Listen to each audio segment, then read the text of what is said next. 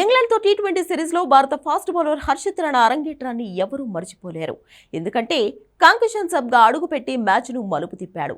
దుబే స్థానంలో హర్షిత్ను ఇలా తీసుకోవడం దుమారాన్ని కూడా రేపింది. కానీ ఈ మ్యాచ్లో విన్నింగ్ పెర్ఫార్మెన్స్ ఇచ్చిన Harshit player of the match గాను నిలిచాడు. అప్పుడు టీ20 అరంగేట్రంలో అదరగొట్టిన ఈ యువ పేసర్ తాజాగా వన్డేల్లోనూ గ్రాండ్ గా ఎంట్రీ ఇచ్చాడు. భారత్ ఇంగ్లాండ్ తొలి వన్డేతో వన్డేల్లోకి అడుగుపెట్టాడు. ఆరంభంలో పరుగులు ఇచ్చేసిన తర్వాత కీలక వికెట్లతో సత్తా చాటాడు. అటు టీ20 టెస్టులో ఇప్పటికే అరంగేట్రం చేసిన యశస్వి జైస్వాల్ కూడా ఈ మ్యాచ్తో తన వన్డే కెరీర్ను ప్రారంభించాడు. హర్షిత్ రాణా మహ్మద్ షమీతో కలిసి భారత్ బౌలింగ్ను ప్రారంభించాడు. కానీ రాణాకు ఆరంభం దక్కలేదు. ఇంగ్లాండ్ స్టార్ బ్యాటర్ ఫెల్సాల్ రాణా బౌలింగ్లో పరుగుల వరద పారించాడు. ఒక ఓవర్లో 26 పరుగులు చేశాడు.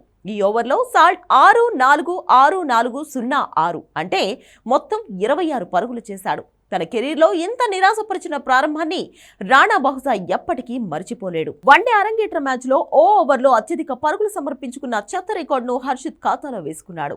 అయితే రాణా ధైర్యం కోల్పోలేదు. వికెట్లు తీయడానికి గట్టిగానే ట్రై చేసి సక్సెస్ అయ్యాడు.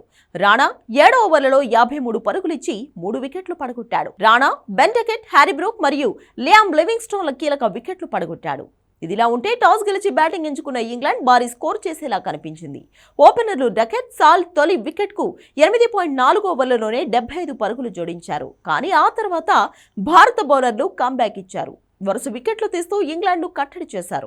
ఫలితంగా ఇంగ్లీష్ జట్టు 47.4 ఓవర్లలో 248 పరుగులకు ఆలౌట్ అయింది. Captain Jos Buttler 52, Jacob Bethell 51, Phil Salt 43 పరుగులు చేశారు. బౌలింగ్లో రాణా 3, రవీంద్ర జడేజా 3 వికెట్లు పడగొట్టారు. షమీ, అక్షర్, కుల్దీప్ తలా ఒక వికెట్ పడగొట్టారు.